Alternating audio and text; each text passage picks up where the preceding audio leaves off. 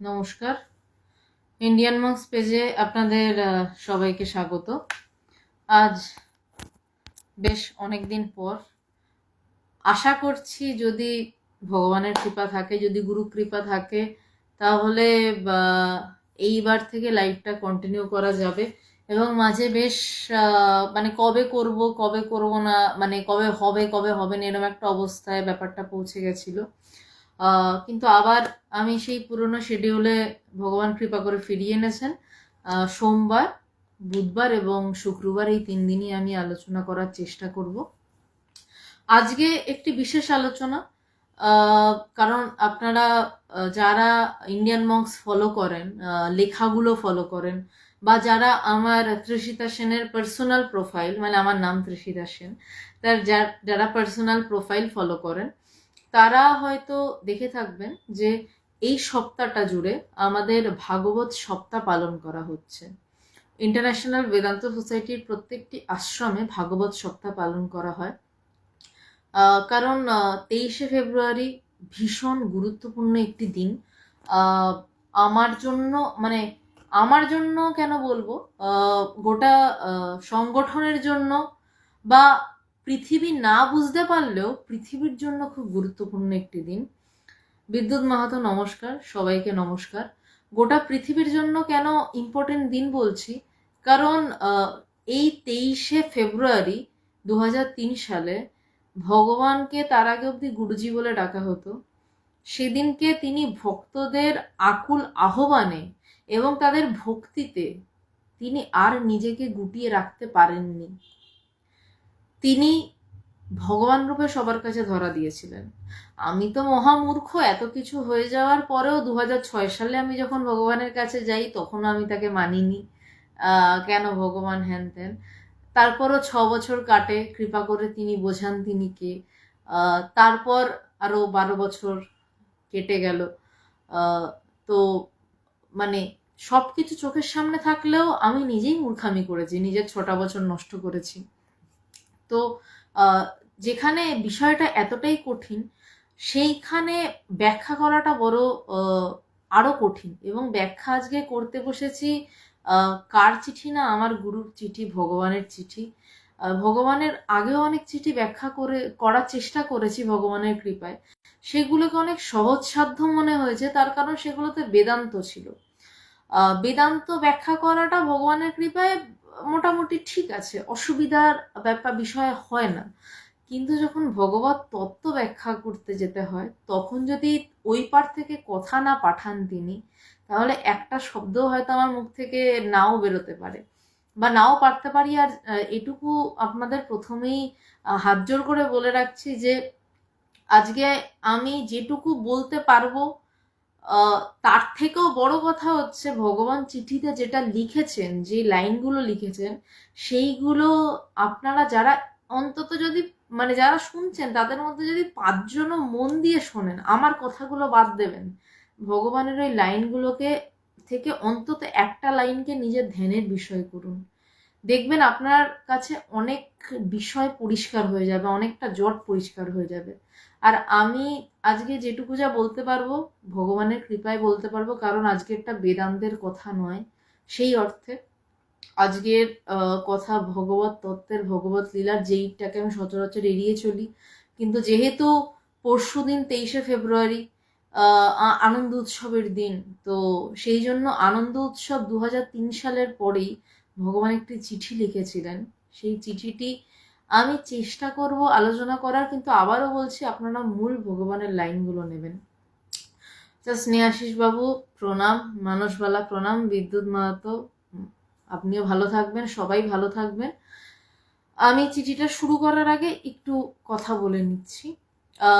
যেমন এই যে ভগবান 2003 সালের পরে তিনি নিজেকে ভগবান রূপে ধরা দিলেন, যখন আমরা তাকে, তারপর থেকে তো আমরা তাকে ভগবান বলেই ডাকি। ভগবান কিন্তু তার নাম নয়, মানে তার নাম অন্য। তাকে প্রথমে কেউ কাকু ডাকতো, কেউ জামাইবাবু ডাকতো, তারপর একটা সময় পর গুরুজি, এবং এই 2003 সালে 23শে ফেব্রুয়ারির পর তাকে ভগবান বলে ডাকা শুরু হলো। মানে ভগবান, সেই জয়ধ্বনিটা দেয়া হতো, ভক্তাধীন ভগবান কি জয়, এবং জয়ধ্বনিটা এখনো দেয়া হয় যে সে ভক্তের অধীন, তাই সে ভগবান। ভক্তের অধীন না হলে সে ভক্তর অধীন না হলে সে ভগবৎ সত্তা প্রকাশই করতো না। ভগবান সেই যে ভক্তের অধীন। তো কিন্তু তিনি সবসময় সেই সত্তাটা যে মনে রাখতে চাইতেন তা নয়, কারণ সারাক্ষণ সেই ভগবৎ সত্তা নিয়ে দাঁড়িয়ে জগতে ব্যবহার করা যায় না। আমার এখনো স্পষ্ট মনে পড়ে যখন ভগবান বিকেলবেলা চা চা খান, ওই সময় ভগবানের পাশে চুপচাপ দাঁড়িয়ে থাকতাম। তো একটু নিজের মানে পার্সোনাল বিষয়, এই বিষয়ে অন্তর্গত শেয়ার করছি আপনাদের সাথে। ভগবান আমার কখনো কখনো মনে হয় হয়তো আমি ভগবান, কিন্তু আমি সবসময় মনে আমি বুঝি না আমি ভগবান। তো আমিও সেদিনকে আর কথা বাড়াইনি, কারণ সে যদি সবসময় সচেতন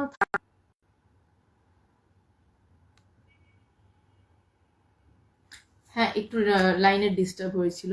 সে যদি সবসময় সচেতন থাকে সে ভগবান, তার মানে তার মন প্রচন্ড উঁচুতে উঠে থাকবে, সে সারাক্ষণ ডুবে থাকবে, এবং তাতে তার এই জগৎ, এই মিথ্যা মায়ার জগৎ ছেড়ে বেরিয়ে যাওয়ার সম্ভাবনা প্রবল।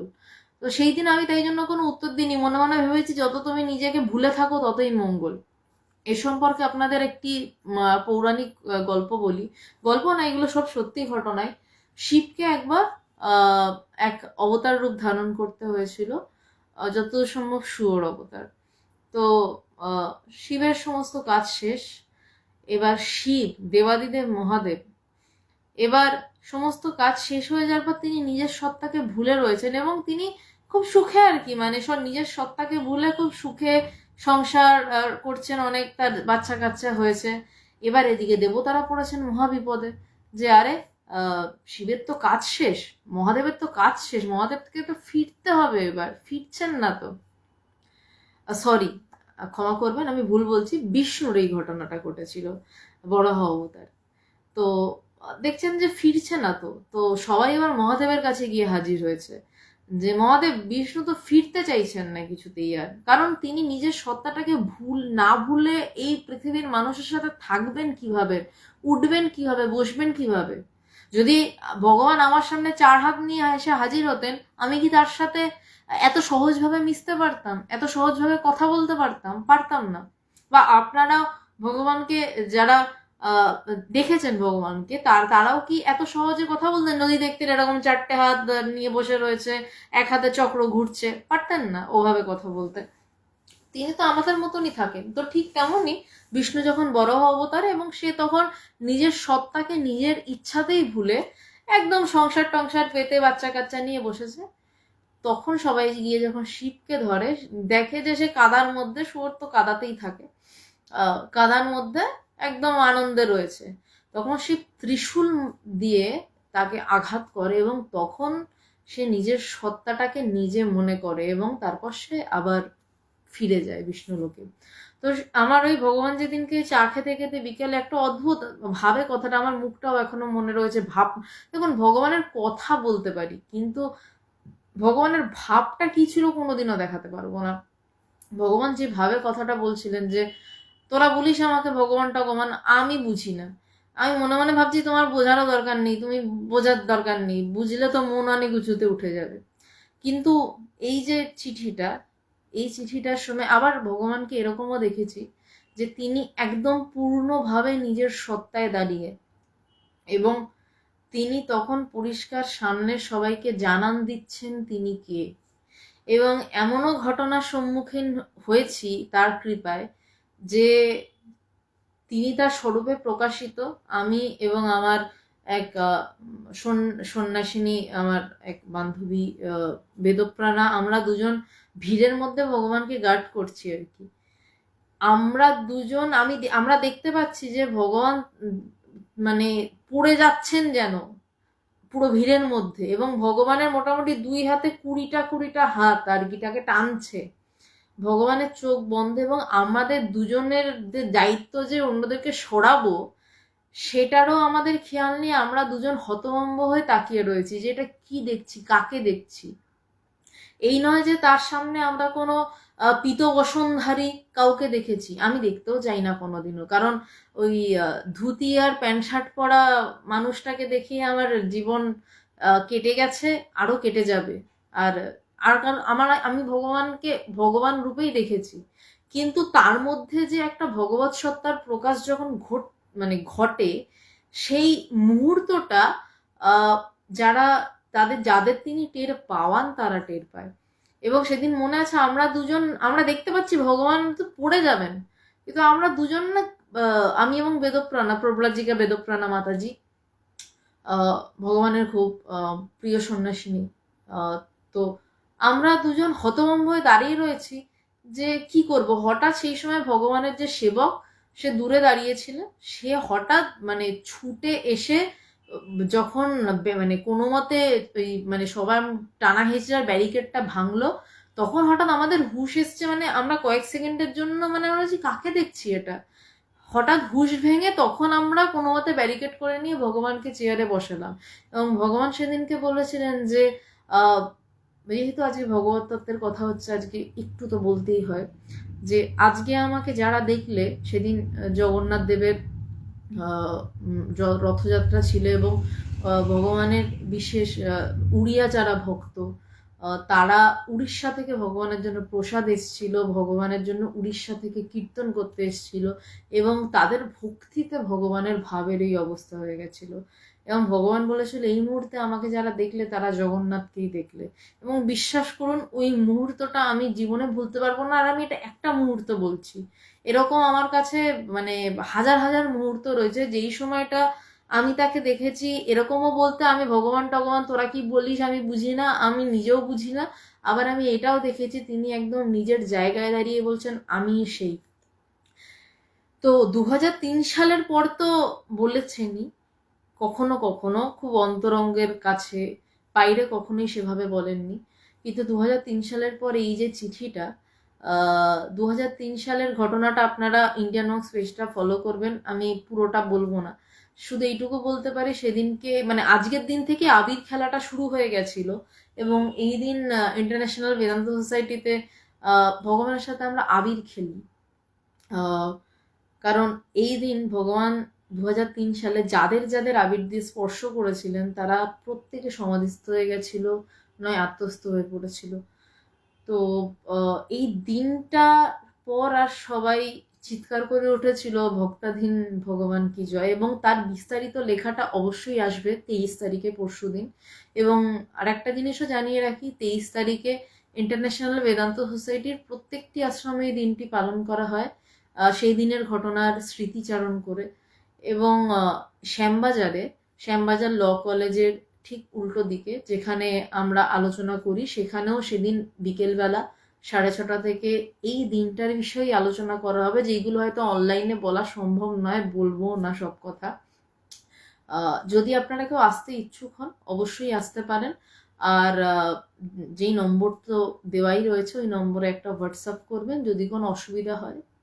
ফোনে হয়তো পাবেন না, কারণ আমার ফোনটা চুরি হয়ে গেছে, হোয়াটসঅ্যাপটা রয়ে গেছে। নম্বরটা তো আপনারা জানেনই, 8902839837। ফোন করে আপনারা অতি অবশ্যই আসতে পারেন। পরশু দিন বিকেলবেলা 6:30 থেকে অনুষ্ঠান শুরু হবে। সব কথা অনলাইনে বলা যায় না, কারণ আধ্যাত্মিকতা ঠিক অনলাইনের জায়গা নয়। এখানে শুধু খবর দেওয়া যায় যে এইখানে এটা তুমি পেতে পারো, দ্যাটস অল। তো আজকে আমি চেষ্টা করছি ভগবানের ওই চিঠিটার কিছুমাত্র ব্যাখ্যা করার। এবং যারা নতুন জয়েন করছে তাদেরকে আবারও বলে রাখি যে আমার চিঠির থেকেও ইম্পর্ট্যান্ট বিষয় ভগবানের চিঠির লাইনগুলো শুনুন, এবং তার মধ্যে থেকে যে কোনো একটা লাইন নিয়ে ধ্যান করুন, তাহলে দেখবেন অনেক অনেক জট খুলে যাচ্ছে সামনে থেকে।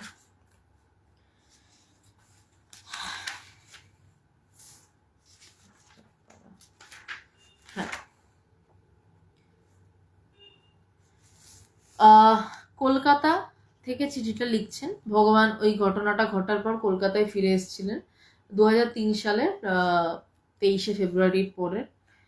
এটা 29/3/2003, 23শে ফেব্রুয়ারির পরে আরো 1 মাস কিছুদিন পর মার্চ মাসে চিঠিটা ভগবান কলকাতা থেকে আসামে লিখছেন। সময়টা হচ্ছে সকাল 10:25। প্রিয়, যারা জেনেছ আমি এসেছি, এই চিঠিটা কিন্তু বারবার বলছি বেদান্তের দিক থেকে নয়, এই চিঠিটা ভগবান তার অন্তরঙ্গ ভক্তদের লিখছেন, যারা তাকে 2003 সালের এই ভাগবত সপ্তাহে তার পাশে থেকেছে, তার ভগবান রূপ দেখেছে, তার গুরুজি থেকে তাকে ভগবানের রূপান্তরিত করেছে তাদের ভক্তিতে, যাদের ভক্তির জন্য ভগবান নিজেকে না মেলে ধরে পারেননি ভগবান রূপে, তাদেরকে লিখছেন। সুতরাং এখানে কথা তো একটু আলাদা হবেই। প্রিয়, যারা জেনেছ আমি এসেছি, ইনভার্টেড কমা, ওই কথাটা হয়তো আপনারা ভুলবেন না। यदा यदा हि धर्मस्य ग्लानिर्भवति भारत अभ्युत्थानम् अधर्मस्य तदात्मानं सृजाम्यहम्। উচ্চারণ আমার খুব একটা ভালো নয়, কিন্তু তার কথা দেওয়া আছে, সে আসবে বারবার। তো বলছেন যে প্রিয়, যারা জেনেছ আমি এসেছি, যারা বিশেষভাবে জেনেছ আমি ভগবান, বলছে যারা বিশেষভাবে জেনেছ, যারা সমাধিস্থ হয়েছে, যারা আত্মস্থ হয়েছে, যারা সেদিন ভগবানের সাথে রং খেলেছে, এবং এই গোটা সপ্তাহটা এই এই মানে আমি যে শুধু, তার আগে একটা কথা বলে নিই, এই চিঠিটার প্রথম লাইনের আগে, এই চিঠিটার কথা, এই ঘটনাগুলোর কথা যে আমি শুধু শুনেছি তা নয়, এই ঘটনাগুলোর পুনরাবৃত্তি আংশিক বলুন, সামগ্রিক বলুন, বা ছাপিয়ে যাওয়া বলুন, আমি আমার নিজের চোখে দেখেছি। এই আনন্দ উৎসবে আমি একবার এমন দৃশ্য দেখেছি, এমন অবস্থা দেখেছি, মানুষকে ভগবান টাচ করছে, মানুষ সমাধিস্থ হয়ে পড়ছে, এবং আমার তো কিছু হতো না, মানে হতো না মানে এতটাই অকাল কুষ্মাণ্ড, তাই কিছু হতো না। তো আমাদের কয়েকজনের কাজ থাকতো হচ্ছে তাদেরকে টেনে তুলে অন্য ঘরে শোয়ানো। আমি এই দৃশ্য দেখেছি, আমি শুধু চিঠি লেখা বা গল্প শুনে এই গল্প করতে বসিনি আপনাদের সাথে। তাই জন্য তো প্রত্যয় নিয়ে বলতে পারছি যে আমি এই ঘটনার আংশিক অবস্থা দেখেছি, সামগ্রিক অবস্থা দেখেছি, এবং ভগবান যেই দিনের ঘটনার কথা বলছি, সেই দিনের পর ভগবান বলেছিলেন যে আজকের দিনটা 2003 ফেব্রুয়ারির দিনটাকেও ছাপিয়ে গেল, সেদিন যে ঘটনাটা ঘটেছিল। এবং আমার মনে আছে আমি তখন বিরাটি স্টেশনে নেমেছি, নেমে দৌড়াচ্ছি, কারণ ভগবান বলেছেন 10টা থেকে রং খেলা হবে। তা আমি তো বরাবর 1 ঘন্টা একটু আগে পৌঁছাতাম, যদি উঠে যান ভগবান। তো 9টায় স্টেশনে নেমেছি, আমি দৌড়াচ্ছি, দেখছি আরো দুজন দৌড়াচ্ছে এদিকে, যে রিম্পি তাড়াতাড়ি, মানে আমার ডাকনাম ভগবান রিম্পি বলেই ডাকতেন, যে রিম্পি তাড়াতাড়ি চল, ভগবান মালা কিনতে বলছে, ভগবানকে মালা পরাতে, ভগবান রং খেলতে উঠে গেছেন 9টা নাগাদ। এবং আমি কোনো মতে দৌড়ে মালা কিনে, ভগবানকে জীবনে খুব কমবারই মালা পরিয়েছি, মানে পরাতাম না, ভগবানও চাইতেন না। তো যখন ভগবানকে মালা পরাই, তখন ওখানে সাকুল্যে 5-6 জন ছিলেন। এই সব সময় বেশি মানুষ থাকেন না, তিনি কৃপা করেছিলেন তাই থাকতে পেরেছিলাম। সাকুল্যে 5-6 জন ছিলেন, এবং সে যা দৃশ্য দেখেছিলাম, এবং সেখানে যা অবস্থা হয়েছিল, ওই 5-6 জনের মধ্যে কয়েকজন আমার নয়, আমি দাঁড়িয়ে দাঁড়িয়ে দেখছিলাম, যাহা কি সুন্দর। বাকি বেশিরভাগের যা দশা হয়েছিল, এবং তারপর যখন 10টা নাগাদ বাকি প্রচুর মানুষ আসতে শুরু করলো, তখন ভাবটা ধীরে ধীরে প্রশমিত হতে শুরু করলো। তখন বুঝলাম যে ভগবান আবার সেই মানুষ ভাবে নেমে আসছেন, এবং ভগবানের তখন সদ্য কোমরে অপারেশন, ভগবান নাচছেন আমাদের সাথে, নাচছেন, আবির নিয়ে ছুটছেন উপরে, এবং সেটা যে কি ভাব, এবং তার সাথে যারা খেলছিলাম আমরা রং, তাদের যে কি অবস্থা হচ্ছিল আমি বলে বোঝাতে পারবো না। সুতরাং আমি যে শুধু গল্প কথা শোনাতে বসেছি তা নয়, আমি এই ঘটনা দেখেছি, তাই আমি বলতে বসেছি, নয়তো বলতাম না। তো তাই বলছেন যে যারা বিশেষভাবে জেনেছ আমি ভগবান, সত্যি কথা বলতে বিশেষভাবে জেনেছে মানে হচ্ছে তিনি জানিয়েছেন বলে। বিশেষভাবে তিনি না জানালে কোনোদিন জানা যায় না যে তিনি ভগবান। ভগবানকে তো আমি 6 বছর ধরে পরীক্ষা করেছি, ক্লাস 6 থেকে ক্লাস 12। যেদিন তিনি কৃপা করে জানিয়েছেন তিনিকে, সেদিনকে আর কোনো পরীক্ষা করতে যায়নি, বা পরীক্ষা করার বৃত্তি এই 12 বছরেও হয়নি, তার কৃপাতে। ভগবান একদিন একটা কথা আমাকে বলেছিলেন যে তুমি না জানালে পরে কে তোমাকে জানিতে পারে, একটা কবিতার লাইন। তো আমি হেসে বলেছিলাম, হ্যাঁ ভগবান ঠিকই, তুমি না জানালে পরে কে জানিতে পারে। 6 বছর ঘুরেছি, তারপর জাস্ট একটা চুটকি লেগেছে, কোনো কথাও হয়নি সেদিন, গুরু পূর্ণিমা, কোনো কথাও হয়নি, শুধু দেখা হয়েছে, আর প্রণাম হয়েছে, ব্যাস গল্প শেষ। সেদিন 6 বছর কর্মফল ছিল, ভুগেছি। তো তাই বলছেন যে যারা বিশেষভাবে জেনেছো আমি ভগবান, সবাই জানতে পারে না, তাকে তো হাজার হাজার লক্ষ লক্ষ মানুষ দেখেছে, সবাই বুঝে গেছে ভগবান। এত মানুষ সবাই ভগবান না বোঝেনি, যদি বুঝতো ভগবান তাহলে সব ছেড়ে পাগলের মতন তার পায়ের নিচে পড়ে থাকতো, কেউ ছাড়তো? যদি আপনার সামনে ভাবুন তো, যদি আজকে দেবাদিদেব মহাদেব ত্রিশূল হাতে এসে দাঁড়ান, আপনি ছাড়বেন না তো। ঠিক তেমনই যে জেনেছে সে কিন্তু ছাড়েনি, নন্দী কিন্তু মহাদেবকে ছাড়েনি, সে জানে সে কি।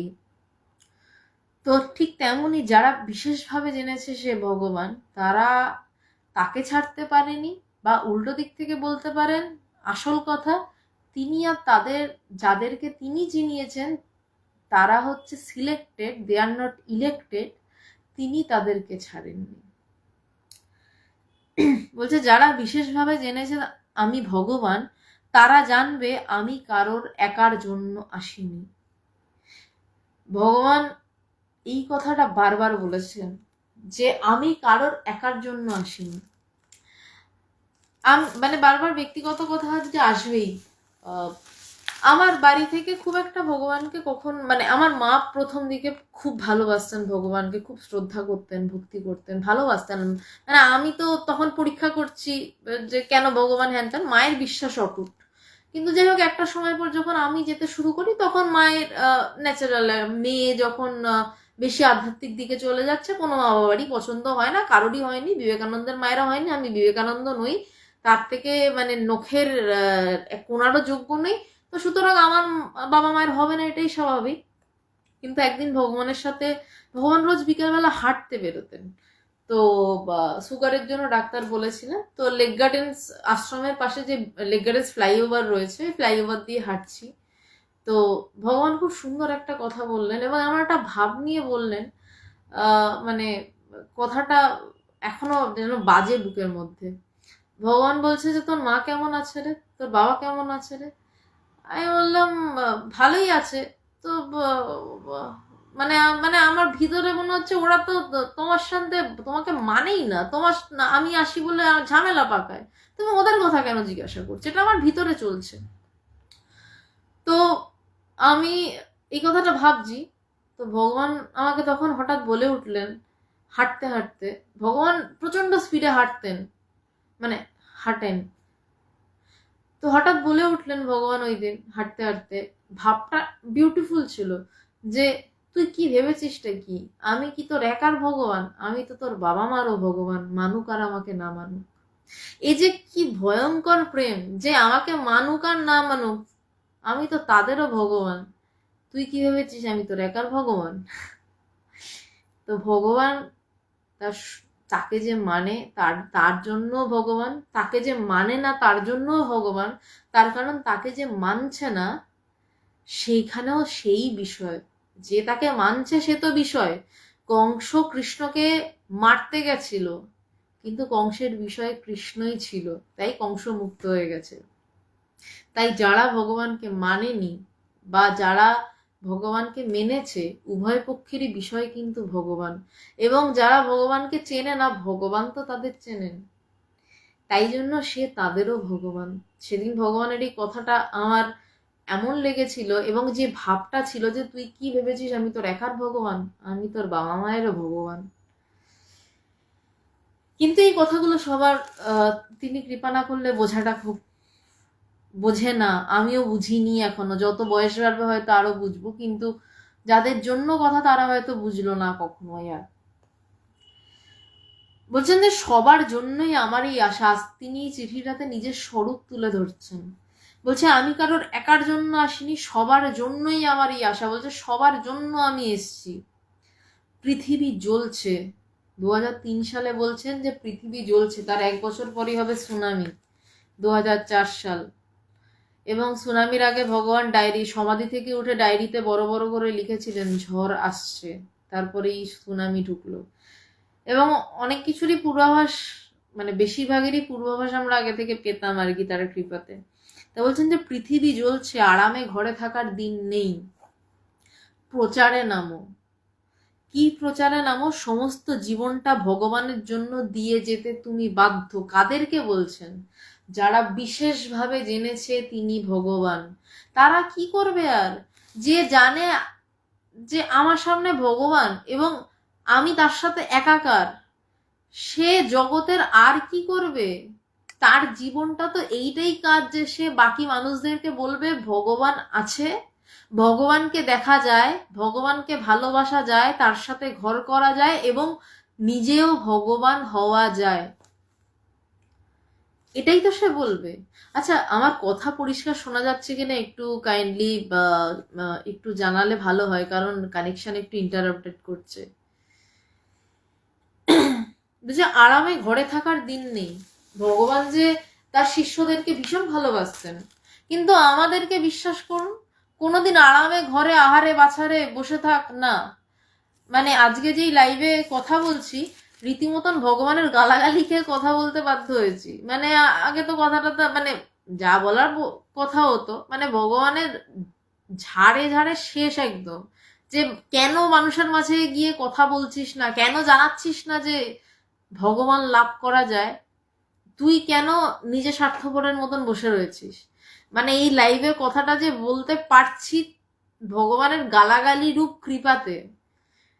তো ভগবান এখানে বলছেন যে আরামে ঘরে থাকার দিন নেই। কেন ঘরে থাকার দিন নেই? না, কারণ পৃথিবী জ্বলছে, মানুষকে শান্তি দিতে হবে, মানুষকে বলতে হবে যে তুমি ভগবানকে ভালোবেসে থাকতে পারো। অশোকবাবু, ওম নমো নারায়ণা। সবাইকে অনেক প্রণাম। শাশ্বতীদে আচ্ছা, সাউন্ড ওকে, থ্যাংক ইউ। আমি সবার সাথে পরে ইন্টারেক্ট করছি, একটা ফ্লো যাচ্ছে বলে আমি আর থামাচ্ছি না। প্রচারে নামো, সমস্ত জীবনটা ভগবানের জন্য দিয়ে যেতে তুমি বাধ্য। কাদেরকে বলছে? বারবার বলছি, কাদেরকে এই কথাটা বলছেন? তার অন্তরঙ্গদের, যারা তার জন্য, যাদেরকে তিনি নিজের বিশেষ রূপ দেখিয়েছেন, তাদেরকে বলছেন যে তুমি ভগবানের জন্য এই জীবনটা দিতে বাধ্য। যুগ যুগ ধরে তপস্যা করে লোকে ভগবান লাভ করে। সত্যি কথা। আজকে যদি আপনারা ভারতের সাধক সাধিকা পড়েন বইটা, যদি তপভূমি নর্মদা পড়েন, আপনারা দেখতে পাবেন যে কিভাবে সাধনা করছে মানুষ। কেউ এক পা তুলে দাঁড়িয়ে রয়েছে, কেউ দুই হাত তুলে দাঁড়িয়ে রয়েছে, কেউ দিনের পর দিন না খেয়ে দাঁড়িয়ে রয়েছে, কেউ গুহা গহ্বরে তপস্যার পর তপস্যা করে যাচ্ছে।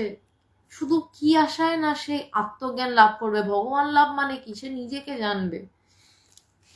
তাই বলছে যে যুগ যুগ ধরে তপস্যা করে লোকে ভগবান লাভ করে। বলছে অনেক জন্ম তপস্যা করার পর ভগবান লাভ হয়, তার আগে ভগবান লাভ হয় না সাধারণত।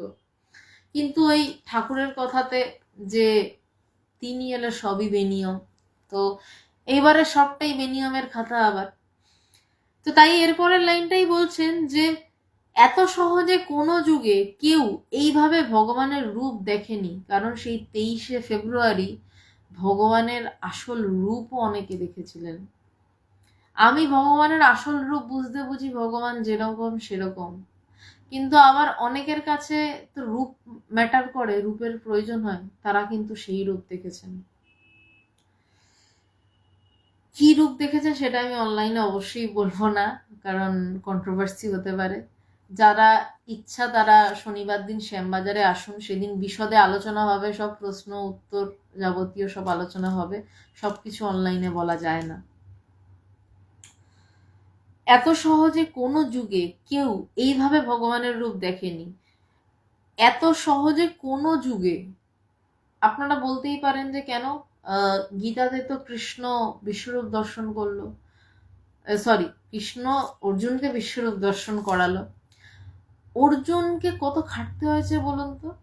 যুদ্ধ জায়গায় গিয়ে সে বিষাদগ্রস্ত, তারপর সে কতগুলো অধ্যায় পর সেইখানে গিয়ে তাকে বিশ্বরূপ দর্শন যোগে গিয়ে তার বিশ্বরূপ দেখাচ্ছে কৃষ্ণ। তারা কারা? না হরি এবং হর, নরনারায়ণ। এই তাদের সম্পর্ক, তার সখা, তাকে গিয়ে দেখাচ্ছে। সেই যুগেও এতটা কষ্ট করার পর অর্জুন বিশ্বরূপ দেখছে, কিন্তু তারপরেও অর্জুন গান্ডিব তুলতে পারছে না। তারপরেও প্রায় 7-8টা অধ্যায় কৃষ্ণ তাকে উপদেশ দেওয়ার পর সে জ্ঞান লাভ করে যখন জ্ঞান লাভ করে বলল বিদ্যতে হৃদয় গ্রন্থি ছিদ্যন্তে সর্বসংশয়া, তারপর সে গান্ডিব তুলতে পারলো। এটা কি সহজ ছিল তার ভগবান দর্শনটা?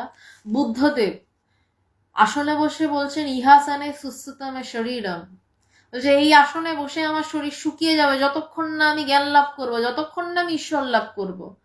তার হাড় জিরজিরে শরীর, প্রায় প্রাণ যায় যায়, সেই সময় সুজাতা বলে একটি নারী এসে তার মুখে পায়েস তুলে দিল এবং তার প্রাণ রক্ষা করলেন।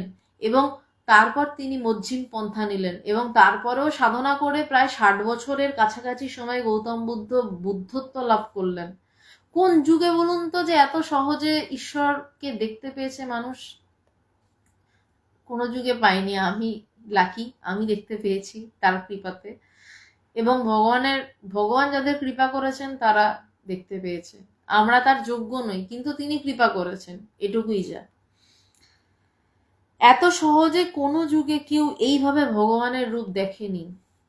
ভগবান নিজেও নিজেকে দেখেনি, কারণ এইভাবে যে দেখছে সেইটা ভগবান নিজেও নিজেকে দেখেননি। আমি আবারও বলছি, রাম কি নিজেকে এত সহজে ধরা দিয়েছিলেন? রামকে কতজন চিনেছিল? 2.5 জন চিনেছিল। সেই সময় তো সত্য যুগ, এত ঋষিমুনি ভর্তি, 2.5টা মানুষের কাছে রাম ধরা দিয়েছিলেন, তাদের কত জন্মের তপস্যার ফল। এবং রাম সীতার জন্য হরিণ খুঁজতে ছুটলেন। এবং ভাবুন তো, সীতামা স্বয়ং মহাশক্তি, সে বলছে যে সোনার হরিণ চাই। রাম বোঝাচ্ছে সোনার হরিণ হয় না, বলছে না সোনার হরিণ চাই। এও লীলা, কিন্তু ঘটেছে তো। কিন্তু তারপর বলছে এরম ভাবে কেউ, ভগবান নিজেও নিজেকে দেখেনি। রাম যদি নিজেকে নিজে এভাবে দেখতেন তাহলে কি এত ঘটনা ঘটতো? তিনিও লীলা করেছেন। কৃষ্ণ, তিনি কি নিজেকে নিজে এভাবে দেখেছেন? 23শে ফেব্রুয়ারির যে ঘটনাটা ঘটলো, তিনি নিজে যেভাবে ভগবান নিজের মধ্যে অনুভব করলেন যে তার মধ্যে কৃষ্ণের জন্ম হচ্ছে। আমি বিশদে যাব না এই আলোচনাটাতে, আপনারা কাইন্ডলি ইন্ডিয়ান ওয়াক পেজটা ফলো করবেন, কারণ কথা বলে এটা বোঝানোটা খুব মুশকিল, আর অনলাইনে বলাটা আরো মুশকিল। বলছে ভগবান নিজেও নিজেকে দেখেননি এইভাবে কোনো যুগে। গৌতম বুদ্ধ এইভাবে নিজেকে দেখেননি। আমি এই জাস্ট 3-4 দিন আগে সারনাথ থেকে ফিরলাম, তো সেখানে সমস্ত কিছু দেখছিলাম, দেখেননি। ঠাকুর শ্রী রামকৃষ্ণদেব, তিনি দুর্ধর্ষ ভগবানের ইষ্টদেব, তিনিও বলছেন নিজেকে এভাবে দেখেননি। তিনি নিজে কত ত্যাগ করেছেন, তপস্যা করেছেন, কত রকমের সাধনা করেছেন, তিনিও নিজেকে এভাবে দেখেননি। ভগবান বলছেন যে এই যুগে এইভাবে কেউ ভগবানের রূপ দেখেনি, ভগবানও নিজে দেখেনি। মানে ভক্ত আর ভগবানের মেলবন্ধনটা কিরকম, যে তোমরাও দেখোনি, আমিও নিজেকে এভাবে দেখিনি, কারণ তারও নিজেকে দেখার একটা বিষয় থাকে। ধন্য তোমরা এবং আমিও, যে তোমরা ধন্য এবং আমিও ধন্য। কেন ভক্তরা ধন্য? কারণ ভক্তদের মধ্যে যদি ভক্তির ওই চাহিদা না থাকতো তাহলে ভগবান নিজের স্বরূপ মেলে ধরতেনই না। তার মধ্যে বৃত্তি উঠতো না যে আমি আমার স্বরূপ উন্মোচন করি, বা তার স্বরূপ উন্মোচিত হয়ে যায়। একটা জিনিস তো জানেন যে ভগবান যখন আসেন তাকে আবৃত করে থাকে যোগমায়া। যোগমায়া পৃথিবীকে জানতে দেয় না যে কে এসছে, কারণ তাহলে পৃথিবী তাকে ছিঁড়ে খাবে। আজকে যদি আপনি জানেন ঠাকুরের কথায় যে পাশের ঘরে কয়েক কোটি মোহর আছে, আপনি কি তালা ভেঙে মোহরটা নিয়ে পালাবেন, নাকি এই ঘরে বসে ঘুমাবেন? আপনি তো তালা ভেঙে মোহরটা নিয়ে পালাবেন। কিন্তু ঠিক তেমনই যোগমায়া জানতে দেয় না যে পৃথিবীতে ভগবান নেমে এসছেন। কিন্তু কখনো কখনো যোগমায়াও ভক্তের ভক্তির ধাক্কাতে রাস্তা ছেড়ে দেন, যে না, স্বরূপ উন্মোচন হোক, জানুক পৃথিবীতে কে এলো। ধন্য তোমরা এবং আমিও, কারণ ভগবান নিজেকে কেন ধন্য বলছেন? যে তিনিও এমন ভক্তদের পেয়েছেন যার জন্য তিনি তার গুরুজির খোলস ছেড়ে বেরোতে পারলেন। আবার বলছি, সবাই রাস্তায় নামো। প্রচার প্রচার, এবার শুধু প্রচার চাই। কিসের প্রচার? না, তার আগে বলছেন পৃথিবী জ্বলছে, মানুষকে এটা বলতে হবে যে ভগবান আছে, প্রমাণিত হয়ে গেছে যে ভগবান আছে, ভগবানকে নিয়ে থাকা যায়, ভগবানকে ভালোবাসা যায়, ভগবানকে নিয়ে ঘর করা যায়, নিজে ভগবান হওয়া যায়। এই প্রচারটা চাই। এই প্রচারের কথাই ভগবান প্রত্যেকটা মুহূর্তে আমাদেরকেও বলেছে এবং এখনো বলছে যে ভগবানের একটা মূল কথা, মানুষই ভগবান। বলছে আমি বুঝে গেছি, ভগবান বললেন যে আমি বুঝে গেছি আমি ভগবান, তুমি বুঝে নাও তুমি ভগবান। আমি তো বলছি তুমিও ভগবান, তুমি শুধু বুঝে নাও তুমি ভগবান। আবার বলছে সবাই রাস্তায় নামো, প্রচার প্রচার, এবার শুধু প্রচার চাই। প্রচার এটাই যে তুমিও ভগবান বুঝে নাও এবং ভগবানকে ভালোবেসে বেঁচে থাকা যায়, ঘর করা যায়, এটা বোঝো। আমি ভালো থাকতে পারছি না, ভগবান বলছেন 2003 সালের অত বড় ঘটনার পরেও তিনি বলছেন যে আমি ভালো থাকতে পারছি না। কেন? আমার মানুষের জন্য কষ্ট হচ্ছে। কেন কষ্ট হচ্ছে? আপনি যদি জানেন যে আপনার ছেলেটা বা মেয়েটা যেই ঘরে রয়েছে তার পাশের ঘরে 5 কোটি টাকা পড়ে রয়েছে, সে 5 কোটি টাকাটা তালা ভেঙে নিচ্ছে না, সে জানেও না 5 কোটি টাকা পড়ে রয়েছে, সে পাশের ঘরে শুয়ে ঘুমাচ্ছে, আপনি তাকে বলছেন ওরে ওঠ, পাশের ঘরে 5 কোটি টাকা পড়ে আছে, তুই নে, সে বলছে ধুর মিথ্যা কথা বলছো। তো আপনার কষ্ট হবে না? ভগবানের কাছে তো প্রত্যেকটা মানুষ তার সন্তান সম। ভগবান জানেন যে এই টেস্ট পেলে, নিজেকে জানলে, ঈশ্বর লাভ করা মানে নিজেকে জানা, নিজেকে জানলে, ভগবানকে ভালোবেসে ঘর করলেই একমাত্র ঘর হয়। বাকি যে কাউকে ভালোবাসতে পারেন, ধাক্কা খাবেনই খাবেন একদিন না একদিন। কারণ ভালোবাসা মানে কি? দুটো মন, দুটো মন তো কখনোই একরকম সারা জীবন থাকতে পারে না। আজকে আমি এইটা ভাবছি, কালকে আমার চিন্তা বদলে যেতেই পারে। আর যার সাথে ভাবছি আমার চিন্তার ভীষণ মিল, তারও চিন্তা বদলে যেতে পারে। মনের বদল হতে 2 সেকেন্ড সময় লাগে না। তো দুটো মন একসাথে থাকা মানেই কষ্ট হবে। তো যখন মনটা উড়ে যাবে, কেবল তিনি থাকবেন, তখনই তো আসল ভালোবাসা, যে কেবল তিনিই রয়েছেন, তিনি মানে কেবল আমিই আছি। তাই ভগবান এত বড় ঘটনার পরেও বলছেন যে আমি ভালো থাকতে পারছি না, আমার মানুষের জন্য কষ্ট হচ্ছে, কারণ মানুষ বুঝতে পারছে না যে সে কি নিয়ে ঘর করছে। মানুষ তো মানে আমি যখন কথা বলছি, আমি তো ব্রহ্ম হয়েই কথা বলছি, আপনারা শুনছেন, আপনারা তো ব্রহ্ম হয়েই শুনছেন, কিন্তু শুধু একটু বোঝার ফারাক, যে আমি ব্রহ্ম হয়ে কথা বলছি এটা আমি বুঝতে পারছি না, আপনারা ব্রহ্ম হয়ে শুনছেন এটা আপনারা বুঝতে পারছেন না, এইটুকু ফারাক। আর ভগবান যখন কথা বলেন তিনি জানেন তিনি ব্রহ্ম হয়েই কথা বলছেন, তার সত্তার এক চুল এদিক ওদিক হয় না, তাই তার অসুবিধা হয় না। বলছে আমার মানুষের জন্য কষ্ট হচ্ছে, লিখে জানাও কি করছো। বলছে তখন চিঠি লিখতেন, বলছে আমাকে লিখে জানাও কি করছো, মানে মানুষের জন্য কি করছো, মানুষকে কতটা জানাচ্ছ যে তুমিও ঈশ্বর লাভ করতে পারো, তুমিও ভালো থাকতে পারো, তুমি শান্তিতে থাকতে পারো। পৃথিবী জ্বলছে, তার সাথে তুমি জ্বলো না। পৃথিবী আজও জ্বলছে, পৃথিবীর এই জ্বলা শেষ হবে না। পৃথিবীর জ্বলাতে আপনি আগুন নিভিয়ে জল দিয়ে থামাতে পারবেন না। আপনি নিজের ভিতরে জল ঢালুন, আপনি তাহলেই দেখবেন আপনার পৃথিবী শান্ত হয়ে গেছে। লিখে জানাও কি করছো, কাজ করো কাজ করো আর নিজেকে ভুলে যাও। বলছে লিখে জানাও কি করছো, কাজ করো কাজ করো। কি কাজ? না মানুষকে শুধু ও বলা যে ভগবানকে নিয়ে, বারবার বলছি যে ভগবানকে নিয়ে থাকা যায়, ভগবানকে নিয়ে ঘর করা যায়, ভগবানকে নিয়ে ভালোবাসা যায়, নিজে ভগবান হওয়া যায়। এবং এই শেষ লাইনটা মনে রাখবেন যে কাজ করো আর নিজেকে ভুলে যাও। কখন নিজেকে ভুলতে পারবো না? যখন আমার মন উড়ে যাবে, যখন আমার নিজেকে ভুলে যাওয়া মানে কি, আমার মন দিয়েই তো আমি আমাকে মনে রাখি, আমি তৃষিতা সেন, আমার এই ডেজিগনেশন, আমি এই করি, আমি সেই করি, আমি হ্যান করি, আমি ত্যান করি। আমার ভুলে যাওয়া মানে আমার মনটা যেদিন উড়ে যাবে, সেদিনই যথার্থভাবে আমি মানুষের কাছে কাজ করতে পারবো। সেদিন কি আমি জোরের সাথে বলতে পারবো যে ব্রহ্মজ্ঞান এখনো হয়। আপনারা চেষ্টা করুন, আপনারাও ব্রহ্ম হয়ে বসে রয়েছেন, আপনারা ব্রহ্ম হয়ে শুনছেন। আপনাদের যাদের গুরু রয়েছে তারা গুরুর কাছে যান, তার পায়ের কাছে বসুন, ব্রহ্মজ্ঞান লাভ করার চেষ্টা করুন, এটাই জীবনের একমাত্র উদ্দেশ্য, আর কিচ্ছু উদ্দেশ্য নেই। আর যাদের গুরু নেই তারা ভগবানের বই পড়ুন, ভগবানের কথা চিন্তা করুন, মনন করুন, আশ্রমে আসুন, বেদান্ততে আসুন বা শ্যামবাজারে আসুন, এসে তার কথা শুনুন। আমাদের কথা শুনে লাভ নেই, মানে আমাদের ইন দ্য সেন্স আমার কথা শুনে লাভ নেই, ভগবানের লাইনগুলো নিয়ে থাকুন, যে লাইনগুলো বলছে সেই লাইনটা নিয়ে থাকুন। অবশ্যই ব্রহ্মজ্ঞান লাভ করা যায়, জোর দিয়ে বলছি, আজকের যুগে দাঁড়িয়ে জোর দিয়ে, আগেও বলেছি এখনো বলছি, করা যায়। তো শেষ লাইনটা আমি আর একবার বলছি, এই লাইনটা ভুলবেন না, কাজ করো কাজ করো আর নিজেকে ভুলে যাও। এই নিজেকে ভুলে যাওয়ার কথাটা ভুলবেন না। নিজেকে মানুষ বারবার মনে রাখতে চায় বলেই মানুষ আসল নিজেকে ভুলে যায়। আর যখন মানুষ ঠিক ঠিক নিজেকে ভুলে যায় তখনই মানুষ নিজেকে চিনতে পারে।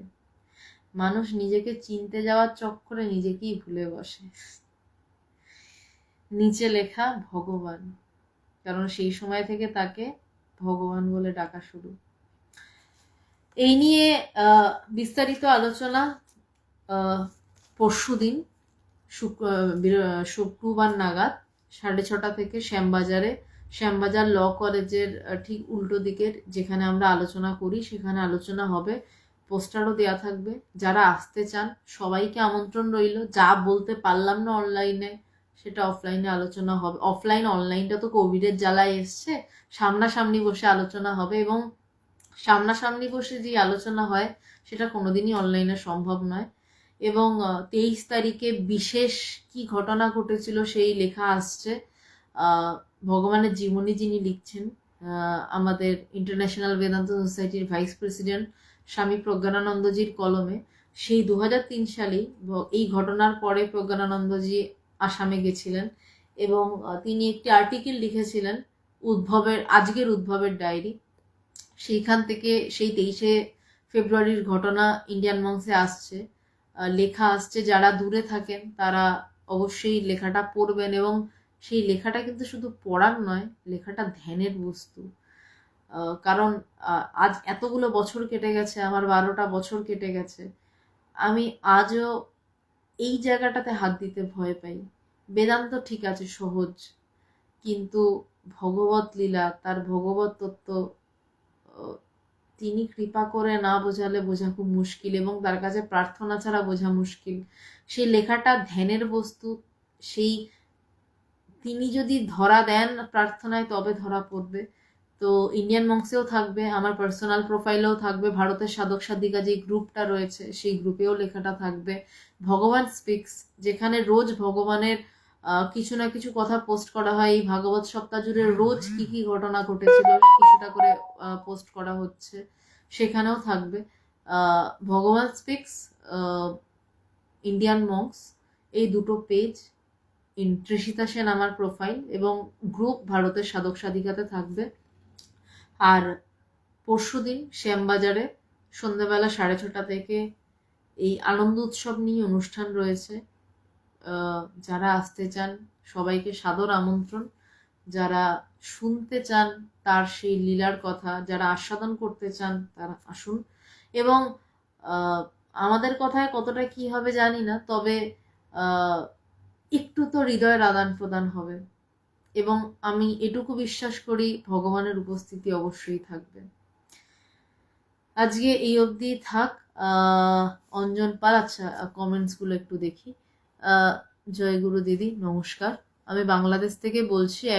আমি একদিন আমার থেমে যাওয়া আধ্যাত্মিক জীবনের কথা বলেছিলাম, কিন্তু গুরুর কি কৃপা আমি 2-1 দিন পরে আমি অদৃশ্যভাবে গুরুর কাছ থেকে এক বার্তা পেলাম, আর আমি ভালো আছি। আমার মনে হচ্ছিল আপনি আমার জন্য প্রার্থনা করছেন। জয় গুরু। নমস্কার। যা হয়েছে আপনার গুরুর কৃপাতে, আর আপনি আপনার প্রার্থনায়, আমার হয়তো কোনো ভূমিকা নেই। সঞ্জয় শর্মা, ওম ওম নরনারায়ণা। শাশ্বতী দেব, ধন্যবাদ। শাশ্বতীদি, আপনার সাথে প্রায় 1.5 বছরেরও বেশি, 2020 সাল থেকে আজকে 2024 সাল লাইভে এতবার আপনার সাথে কথা হয়, দেখা, মানে কখন, মানে আপনি কমেন্ট করেন, শেয়ার করেন, একদিনকে আসুন না শ্যামবাজারে, সামনাসামনি দেখা হোক। এতদিন কেটে গেল, কখনো আমাদের দেখাই হলো না সামনাসামনি। আপনাকে বলছি, আপনাকে আমি দেখি, আমি লক্ষ্য করি। আপনি পারলে আসুন না একদিন শ্যামবাজারে বা লেক গার্ডেন্সে, যেখানে ইচ্ছা আপনি আসুন না, একবার দেখা তো হোক। আর যদি পারেন পরশুদিন আসুন শ্যামবাজারে, 23 তারিখে। আহ, বেশ ভালো আলোচনা হবে, যদি সম্ভব হয় আপনার পক্ষে। পবিত্রবাবু, আপনার কপাল ভালো, সত্যি আপনি ভগবানকে দেখেছেন। অরূপবাবু, জয় ভগবান। সরস্বতী পাল, প্রণাম, ভগবানকে প্রণাম জানান। হ্যাঁ, এটাই ঠিক। সুভাষিস সেন, প্রণাম। স্নেহাশিস দা, ধন্যবাদ। অশোকবাবু, ওম নমো নারায়ণ। মানস বালা, ধন্যবাদ। অপুচন্দ্র বর্মন, নমস্কার। পবিত্রবাবু, হ্যাঁ, এই দিনেই আপনি ভগবানের দর্শন পেয়েছিলেন, ঠিক ঠিক মনে পড়ছে। সুখময় বাবু, ওম শান্তি। আর অভিজিৎ জানা, প্রণাম। বিশ্বনাথ রয়, প্রণাম। সবাইকে প্রণাম। হারাধন দেবনাথ, প্রণাম। সবাইকে প্রণাম আমার। আর সে অর্থে কোনো কমেন্ট নেই। আমি আবারও বলে রাখি, যারা পরশুদিন শ্যামবাজারে আসতে চান অবশ্যই আসতে পারেন, এবং আমি আমার যে নম্বরটি বলছি নম্বরটা নোট করে নিন। 8902839837, 8902839837। এই নাম্বারে হোয়াটসঅ্যাপ করবেন। আমার ফোনটা চুরি হয়ে গেছে, এই নম্বরটায় হোয়াটসঅ্যাপই চলছে, ফোন কল আসছে না। কেউ যদি ফোন করেন হোয়াটসঅ্যাপ কল করবেন। আজকে এই অবধি থাক, অনেক ধন্যবাদ। অরবিন্দদা, তুমি পরশুদিন এলে খুব ভাল লাগতো, কিন্তু চলে গেছে অনেক দূর। ভগবানকেই প্রণাম করা হয়, প্রণাম করার দরকার নেই, তোমায় প্রণাম। আজকে এই অবধি থাক। আবার আলোচনা সোমবার থেকে শুরু হবে। সোমবার, বুধবার এবং শুক্রবার আলোচনা হবে, এবং স্বামী শিষ্য সংবাদ যে ধারাবাহিক আলোচনাটি চলছিল তার কিছুটা অংশই বাকি রয়েছে। আমি চেষ্টা করব এই যত তাড়াতাড়ি পারি স্বামী শিষ্য সংবাদের বাকি যে অংশটা শেষ করার। তাই পরের সপ্তাহ থেকে টানা স্বামী শিষ্য সংবাদ নিয়ে আলোচনা চলবে, এবং ওটা শেষ হয়ে গেলে আমরা নতুন শিডিউলে ঢুকবো। একদিনকে ভগবানের চিঠির বই, একদিনকে থাকবে যোগাবাশিষ্ট সার আগের মতন, এবং একদিন বেদান্ত সাধনা, যেই চিঠিগুলোকে ভগবানকে তার গুরুদেব লিখেছিলেন স্বামী পবিত্রানন্দজি, এবং যেই চিঠি পড়ে ভগবানের নির্বিকল্প সমাধি হয় এবং তিনি ভগবান হয়ে ওঠেন। আজকে এই অবধি থাক। আর রোববার দিন তো আমার বাড়িতে আলোচনা হয়, আপনারা জানেন। নারী পুরুষের কোনো ভেদ নেই, যে কোনো আধ্যাত্মিক মনস্ক মানুষ অবশ্যই আসতে পারেন। নমস্কার।